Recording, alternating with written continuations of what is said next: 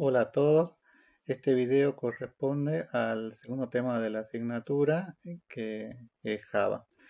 Eh, Antes de entrar en los temas de concurrencia que son propio del primer semestre, tenemos que implementarlo todo en un lenguaje de programación.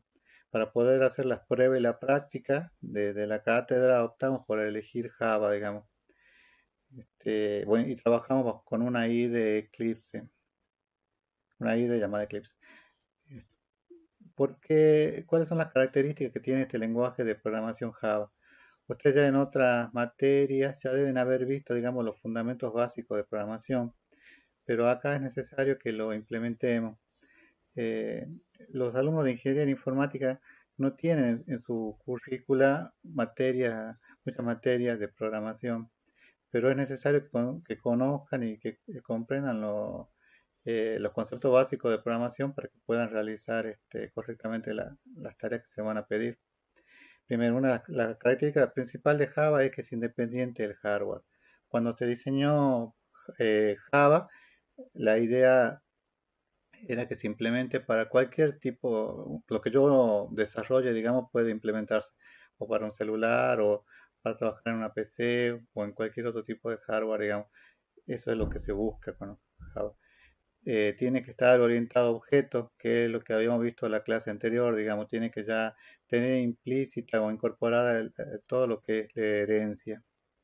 Tiene, tiene una sintaxis muy parecida a C++, lo cual es un gran beneficio para aquellos que conocen C++, digamos, pero digamos que como que es muy general a los demás, a los principales lenguajes, digamos, como es C. Es muy robusto, ya van a ver que tiene muy fuerte prototipado, está muy claramente, es muy robusto en sus declaraciones. Hay mucha seguridad desde el punto de vista del programador. eh, Hay una unidad que es especial para el tema de gestión de excepciones, cuando se producen tipo de errores, cómo se pueden subsanar.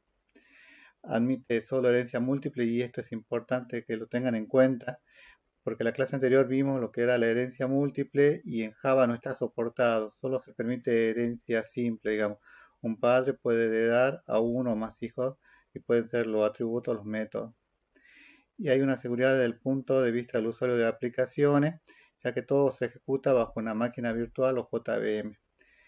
Fíjense en que esta máquina virtual, ustedes lo que vamos a hacer en esta unidad es escribir un código Java, que es un archivo .java, luego lo corremos con un compilador en Java y este compilador genera un archivo .class o un archivo objeto que es el que corre sobre la máquina virtual. Esta máquina virtual puede correr sobre Windows o sobre Linux o sobre el mismo celular que tienen ustedes con Android. Bueno, y los tipos de datos están completamente estandarizados, o sea que ustedes ya tienen un estándar de los tipos de datos con los cuales pueden trabajar. Bueno, es Eclipse. Para poder trabajar con esta herramienta hay dos formas, digamos. Una es que ustedes lo hagan en un archivo en texto puro, con un editor de texto común, digamos que puede venir en Windows o en Linux, con el sistema operativo con el que trabajen. Y la otra forma es que lo hagan con un entorno integrado de desarrollo o IDE, que permite escribir código de un modo mucho más cómodo y además le ayuda a marcar muchos errores, digamos, que ustedes pueden llegar a tener de una forma mucho más fácil, digamos. Se puede hacer de las dos formas, digamos, pero siempre es conveniente trabajarlo con una IDE o un entorno de desarrollo. Hay muchas IDE, para Java se utilizan, hay varias, digamos, hay muchas IDE que son responsives, o sea que si usted, por ejemplo, lo que programen para la computadora se va a adaptar tranquilamente al celular o algún otro tipo de hardware que tengan. Hay muchos tipos de IDE. En esta materia trabajamos con Eclipse porque a nuestro entender, digamos, es una de las más sencillas y generalmente la que menos dificultades tiene el alumno para aprender. ¿Cuáles son las características principales? Fíjense, pueden ver el coloreado de sintaxis, herramientas de búsqueda, ayudantes para la escritura de código, ejecución de aplicaciones, herramientas de exploración de código, control de versiones, sistemas de seguimiento de errores, facilidades para la creación de tareas, herramientas avanzadas para el análisis de código, análisis de rendimiento, eh, conexión a gestores de base de datos. O sea, toda esta características, digamos, que tiene Eclipse facilitan mucho el trabajo, la interacción con Java, digamos, y yo creo que ustedes van a poder sacar el beneficio a la misma. Bueno, ¿cuáles son las consideraciones que tienen que tener para la instalación de Java y Eclipse? Primero, se debe instalar Java SE o un kit que puede ser de 64 o de 32 bits, digamos, cualquiera. La mayoría de los estudiantes, digamos, su computadora ya deben tener Java instalado, pero tienen que ver cuál es la versión con la que están trabajando, digamos. Deben tener Java por el tema de los juegos. Bueno, Eclipse necesita que Java esté instalado y para ser configurado, digamos, o sea, primero instalen Java y luego Eclipse. Y bueno, fíjense en que estas son una serie de variables de entorno que deberían tener y deberían controlar que estén configuradas en su máquina. Esto lo hacen en la variable de entorno. Ahora, tienen que tener en cuenta lo siguiente. Yo, por ejemplo, en mi máquina, yo hice otro tipo de configuraciones porque instalé otro software, pero co- para, eh, para saber si tienen instalado Java y funciona correctamente, ustedes pueden poner Java en la línea de comando y bueno, si y ahí les va a indicar si ejecuta o no ejecuta, digamos, debería ejecutar correctamente. Esas son algunas consideraciones que son básicas, digamos, pero que son necesarias que la tengan en cuenta porque después, al momento de estar probando y hacer sus primeros programas en Java, pueden tener inconvenientes, digamos, y es una cuestión de seteo. Igual, seguramente en la práctica esto lo van a estar viendo. ¿Cuáles son los pasos para crear un programa de Java en Eclipse? Bueno, yo acá hice un par de capturas de pantalla como para poder explicarle y que le quede un poco claro, digamos. Lo primero, cuando ustedes ingresan cuando ustedes ingresan a Eclipse, la pantalla que le va a aparecer va a ser la siguiente, digamos. Un menú donde tienen file, bueno, tienen todas las opciones como para poder trabajar. Ahora, ¿qué es lo que tienen que hacer? Primero elegir New y un proyecto Java. Entonces, cuando ustedes primero definen ese proyecto Java, recién en ese lugar pueden definir las clases con las cuales van a trabajar. Entonces, yo le coloco un nombre al proyecto, supongamos que acá es clase 1. Fíjense en cuáles son las opciones que tienen. Les dicen cuál es la localización por defecto donde la cual quieren trabajar. En mi máquina, por ejemplo, es de Eclipse. Luego tienen la versión, con qué versión de compilador quieren trabajar. En el caso es la 1.8. Esto puede variar, digamos, porque depende de la versión de compilador que tengan ustedes en su máquina. Luego crean la clase. Fíjense en que primero creé el proyecto, entonces el segundo paso es crear la clase. Entonces me voy acá a New Class, elijo acá cuál es el nombre de la clase con la cual quiero crear en este momento y le digo que va a estar bueno, en el directorio source, y el nombre va a ser clase 1. Fíjense en que acá pueden marcar o desmarcar las opciones, digamos, esta opción, y esto le indica si ustedes quieren que le cree o no el programa principal, digamos. El botmine es digamos, como el programa de inicio, sería como en Pascal para los que vieron el begin o el end del programa principal. Bueno, fíjense que acá también tiene un par de parámetros que usted puede modificar, como si esto va a ser una clase que va a ser pública. Pública significa que todos lo van a poder ver, o va a ser un paquete, digamos. También podría ser algo privado, podría ser una clase que puede estar dentro de un paquete. Bueno, este tipo de parámetros, digamos, y cuáles son las opciones que corresponde a cada uno. Yo lo que les recomiendo es que lo vean. Al final de la presentación hay una bibliografía que tiene dos libros básicos, dos tutoriales muy sencillos para que vean cómo se programa, con ejemplos para programación en Java, que tienen que tratar de seguir, tienen que tratar de leerlo, sobre todo muchos de los estudiantes que nunca han programado o que han hecho programas muy sencillos en otro tipo de lenguaje y es la primera vez que se encuentran con Java, digamos. Java no es difícil, pero tiene que sentarse y leer, digamos, no hay otro secreto. Fíjense, una vez que yo aprieto Enter, tengo que escribir un programa. En el programa, fíjense en que cuáles son las características. Primero, dice publicarás clase 1, eso me lo pone por defecto, igual que este Start Void Main, porque yo lo marqué anteriormente, digamos. Luego tienen, bueno, si acá le ponen un string por parámetro, esto es lo que va por defecto, y luego va algo, fíjense en que es para que salga haga una salida por pantalla. Esto lo escribimos, lo tendría que escribir ustedes, que significa que la salida por pantalla con un salto de línea, en la pantalla va a decir hola mundo Java. Y lo que tienen que tener muy en cuenta, bueno, eso se van a dar cuenta a medida que lo vayan programando, es que fíjense en que las llaves abren y cierran, digamos, y toda llave tiene que abrir y cerrar porque si no le va a saltar un error. Bueno, posteriormente lo único que tienen que hacer es venir al menú y poner correr. Cuando lo corren o lo ejecutan, van a ver que le va a mostrar la palabra hola mundo, digamos, que sería lo que van a ver a continuación. Bueno, fíjense por favor, cuando yo escribo acá ya el código para mi clase, lo que tengo que hacer, como les decía, es venir acá, correr la clase. Bueno, en este caso recién lo había grabado, pero si no le pregunto si lo quieren grabar para ejecutarlo, y lo ejecutan. Y fíjense que acá tienen la salida que le va a generar por pantalla. Bueno, lo, todos estos ejercicios que yo a continuación les voy a mostrar es lo que ustedes deberían o pueden hacer, digamos, como para que practiquen, digamos, iniciar con Java. Continuando, ¿cuáles son los errores sintácticos y lógicos que pueden tener, digamos, ustedes en programación? Pueden tener esos dos tipos de errores, digamos, que algunos son mucho más difíciles de ver que otros.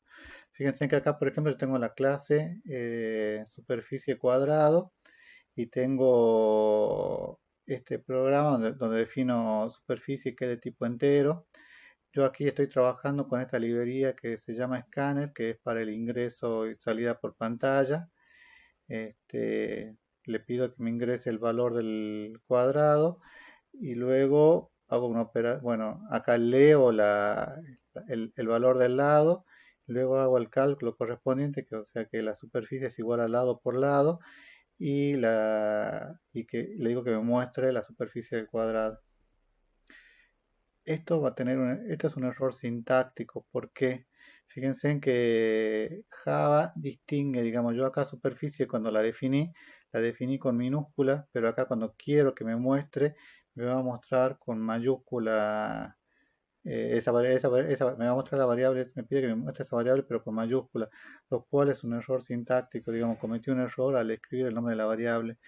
Java distingue, digamos, cuáles son no solamente las variables, las clases, todo, digamos, con lo que ustedes trabajan en Java, pues, distingue lo que es mayúscula de minúscula.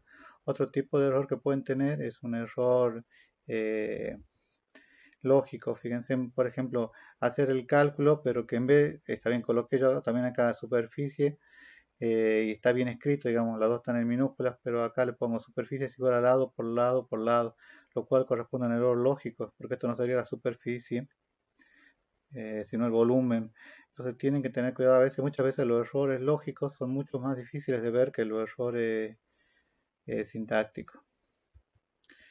Bueno, hay muchas las estructuras con las cuales se puede trabajar en Java son, por ejemplo, las estructuras condicionales simples, que sería un if común. Fíjense, yo tengo acá la condición, pero solamente las operaciones que voy a hacer por el verdadero. Esto es una estructura condicional simple. Fíjense que no tengo nada por lo falso, o por el den, como lo deben haber visto. Entonces, fíjense que yo defino la clase estructura condicional simple y luego, bueno, coloco la librería scanner, que como ya les dije era para saber si para ingreso o salida por pantalla. Defino sueldo, que de tipo float o de tipo real. Bueno, teclado que es lo que yo voy a ingresar. Y luego defino que sueldo lo voy a ingresar por teclado como un real. Entonces le pregunto si sueldo es mayor que ese valor. Entonces esta persona debe abonar impuesto a las ganancias. Bueno, este era el año pasado. Y una estructura condicional compuesta es cuando yo tengo la parte verdadera y la parte falsa. Fíjense en que acá pregunto, si el número es mayor que uno, si el número uno es mayor que 2, perdón, tengo que mostrar por pantalla número uno y si no, muestro por pantalla número 2. Entonces, cuando yo tengo la parte verdadera y la parte falsa, tengo una estructura condicional compuesta. Y puedo tener estructuras condicionales compuestas, fíjense en anidadas. ¿Qué significa esto? Que yo dentro del verdadero tengo varias condiciones, varios if, o dentro del falso, como en este caso tengo otro if anidado. Fíjense que en este caso si es falso la condición, pues puede ser la condición uno, voy a la condición 2 y si es verdadera la condición 2 hago la operación uno, la que corresponde. Este es el ejemplo, fíjense. Yo ingreso la nota 1, nota 2, nota 3 y calculo el promedio de las tres. Si el promedio es mayor que 7, entonces yo digo que está promocionado. Si no, le digo, si el promedio es mayor que 4, digo que él quedó regular. Y si no, le digo que él reprobó, bueno, esa materia, digamos, que se podrían ser las condiciones que yo le haya puesto para una materia. ¿Cuáles son los operadores con los cuales puedo trabajar? Pueden ser de tres tipos. Los relacionales, menor, mayor, igual, igual o distinto. Matemáticos como suma, resta, multiplicación, división. O lógicos como AND y OR. Y fíjense en este caso, yo tengo, bueno, esta clase que se llaman condicionales compuestas.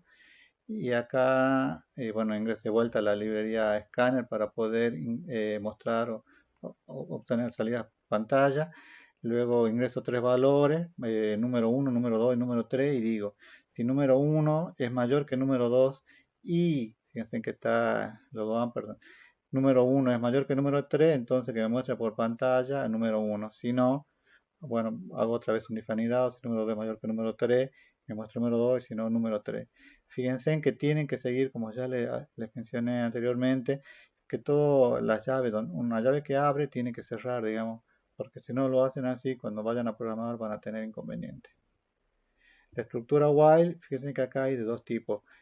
Primero, acá lo que pueden observar es que el while está al principio, digamos, como el do while clásico, digamos, que la estructura repetitiva dual, fíjense, yo le digo, en este ejemplo, eh, defino x de tipo entero y a x le asigno el valor 1. Digo que mientras x sea menor o igual que 100, me muestra por pantalla y me muestre un guión. Y luego haga igual a x más 1. Entonces va a entrar en un bucle, pero lo que tienen que destacar acá es que la condición va a estar arriba. ¿Está? Entonces, ¿qué puede ocurrir? Que nunca se ejecute. Esto lo vieron, digamos, lo deben haber visto en otras materias. Eh, eh, bueno, otro ejemplo. Fíjense, mientras que x sea menor o igual que 10, que ingreso un valor y voy sumando x igual a x más 1, voy sumando el valor de todos los x. Y luego muestro el promedio, en la suma dividido 10.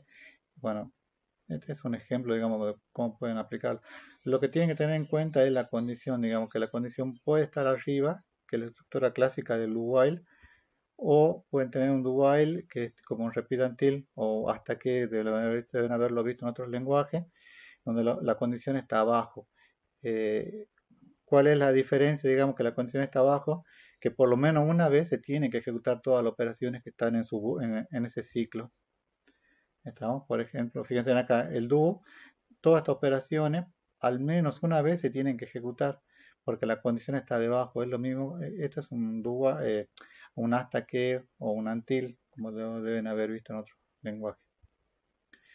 Bueno, la estructura repetitiva fíjense que tiene tres parámetros. Con qué valor se inicia, cuál es la condición de salida y cuál es el incremento que va a tener ese contador y todas las operaciones que van a tener adentro. Todo siempre encerrado entre llaves. Un ejemplo, por ejemplo, para f desde 1, mientras f sea menor o igual que 100, f más más. Eso significa que que el incremento va a ser de 1 en 1, o sea, f igual a f más 1 y la salida por pantalla va a ser f guión. O sea que esto me va a ejecutar desde 1 hasta 100 me va a mostrar todos los valores desde 1 hasta 100 separados por un guión. Bueno, la estructura repetitiva para. Bueno, acá tienen otro ejemplo, digamos, pero son todos, digamos, siguen la misma estructura del par. Tengan en cuenta, le vuelvo a repetir, que el bloque del para está encerrado entre llaves. Entonces, ¿cómo sé yo cuáles son las instrucciones que están dentro de ese bloque para? Y es porque son todas las instrucciones que están dentro de las llaves. Cadena de caracteres, por ejemplo, solicitar, fíjense en este ejemplo, solicitar el nombre y le da a dos personas y mostrar el nombre de la persona mayor de edad. Entonces, yo le digo acá, bueno, de vuelta a la librería Scanner, en el programa principal le coloco, ingreso el nombre 1 y luego la edad de la persona 1, luego el nombre 2 y la edad de la persona 2 y le digo la persona mayor es, y bueno, hago el if, si edad 1 es mayor que 2, muestro el nombre 1 y si no, muestro el nombre 2, digamos. Eh, pero yo acá, ¿qué es lo que tienen que tener en cuenta? Que acá yo ya no estoy trabajando con números, sino que estoy trabajando con string para nombre 1 y nombre 2. Una definición de clase y una definición de objeto. Eh, Hasta ahora, digamos, en la clase anterior vimos lo que era la programación orientada a objetos y cuál era el concepto de clase. Fíjense que una clase tiene un nombre que lo identifica y tiene atributos y métodos. Y bueno, y posteriormente va a tener el programa o las instrucciones que se van a ejecutar para esa clase. Entonces, un ejemplo puede ser, lo estamos viendo todo dentro de Java, ¿no? Confeccionar una clase que permita cargar el nombre y la edad de una persona, mostrar los datos cargados e imprimir un mensaje si es mayor de edad. O sea, tengo la clase persona. Para la clase persona, fíjense en cuáles son los atributos, las variables, que en este caso, bueno, escáner, bueno, la variable nombre y la variable edad. Bueno, teclado, nombre y edad. Y luego defino los métodos que voy a trabajar. Por ejemplo, acá tengo el método de inicializar, que me permiten ingresar el nombre e ingresar la edad. Luego los métodos de imprimir, que es para sacar la salida por pantalla. Un método que me indica si es mayor de edad y me muestra el mensaje correspondiente. Y luego en el programa principal hago uso de todos ellos. Fíjense, persona 1 es una instancia de la clase persona. Luego, bueno, persona 1 es una nueva persona. Inicializo, imprimo y digo si es mayor de edad. Todo esto lo pueden ejecutar y probar, digamos, que es lo que yo les recomiendo que hagan. Bueno, así como yo declaré la clase y los atributos, también tengo que declarar los métodos, digamos, que corresponden para esa clase. Fíjense, en los métodos puedo declarar métodos sin parámetro, o sea, solamente el nombre del método y se ejecutará. Métodos con parámetro, eh, puede ser uno o varios, digamos, o métodos que además me devuelvan algún tipo de dato. Eh, Por ejemplo, fíjense en este ejemplo, confeccionar una clase que permite ingresar valores enteros por teclado y que muestra la tabla de multiplicar de dicho valor. Entonces, fíjense en que yo defino la clase de multiplicar, defino cuál es el método cargar valor, luego calcular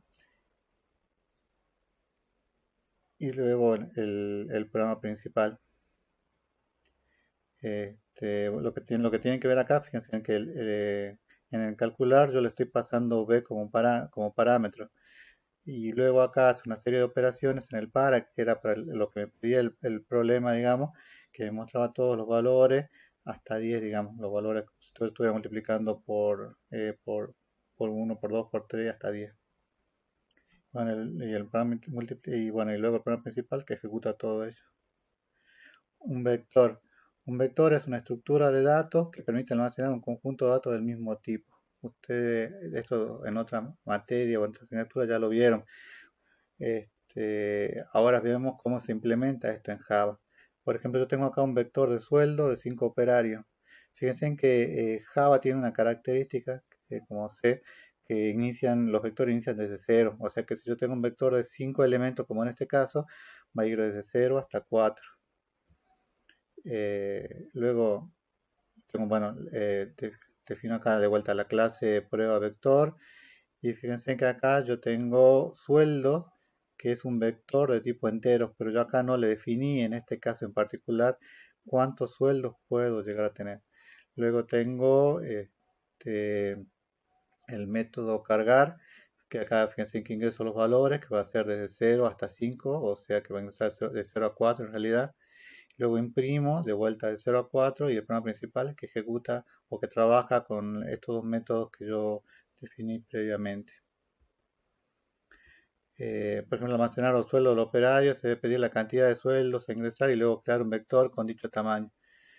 Bueno, fíjense que yo acá tengo los sueldos, le digo cuántos sueldos quiero cargar, o sea, no, supongo que yo quiera cargar 6 sueldos o 7 sueldos, entonces yo lo voy a hacer desde 0 eh, hasta esa cantidad, digamos, que yo le pedí que me ingrese.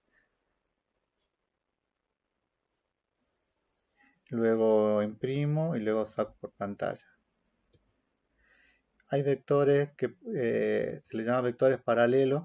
Fíjense que esto es muy parecido a una matriz, pero en realidad son dos vectores, que se da cuando hay una relación entre los componentes de igual subíndice de un vector y de otro.